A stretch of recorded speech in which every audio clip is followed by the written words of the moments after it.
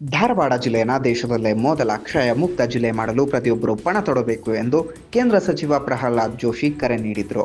ಕಲಘಟಗಿ ತಾಲೂಕಿನ ಸಾರ್ವಜನಿಕ ಆಸ್ಪತ್ರೆಯಲ್ಲಿ ಸೆಪ್ಟೆಂಬರ್ 17ರಂದು ನಡೆದ ಆರೋಗ್ಯವಂತ ಮಹಿಳೆ ಸ್ವಸ್ಥ ನಾರಿ ಸಶಕ್ತ ಪರಿವಾರ ಅಭಿಯಾನವನ್ನು ಅವರು ಉದ್ಘಾಟಿಸಿದರು. ಇದೇ ದಿನವನ್ನು ವಿಶ್ವಕರ್ಮ ಜಯಂತಿ ಹಾಗೂ ಪ್ರಧಾನಮಂತ್ರಿ ನರೇಂದ್ರ ಮೋದಿಯವರ ಜನ್ಮದಿನದ ಅಂಗವಾಗಿ 15 ದಿನಗಳ ಸೇವಾ ಪಾಕ್ಷಿಕದ ಆರಂಭವನ್ನಾಗಿ ಆಚರಿಸಲಾಗಿದೆ. ಈ ಅವಧಿಯಲ್ಲಿ ಜನರು ತಮ್ಮ ಬಡಾವಣೆ, ಶಾಲೆ, ಕಾಲೇಜು ಮತ್ತು ಉದ್ಯಾನವನಗಳನ್ನು ಸ್ವಚ್ಛವಾಗಿಡಬೇಕು ಎಂದು ಸಚಿವರು ಒತ್ತಾಯಿಸಿದ್ದಾರೆ. ಒಬ್ಬ ಮಹಿಳೆ ಸಶಕ್ತವಾಗಿದ್ದರೆ, ಆರೋಗ್ಯವಂತಾಗಿದ್ದರೆ,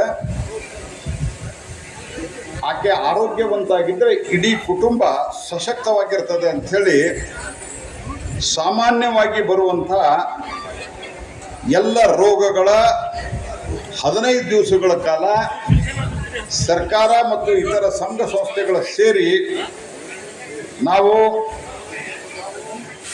ಎಲ್ಲರನ್ನೂ ಚೆಕ್ ಮಾಡಿಸುವಂಥದ್ದು, ತಪಾಸಣೆ ಮಾಡುವಂಥ ಒಂದು ಕಾರ್ಯವನ್ನು ಮಾಡ್ತಾ ಇದ್ದೀವಿ. ಅದನ್ನು ಪ್ರಧಾನಮಂತ್ರಿಗಳು ಇವತ್ತು ಮಧ್ಯಪ್ರದೇಶದ ಧಾರದಿಂದ ಲಾಂಚ್ ಮಾಡಿದ್ದಾರೆ.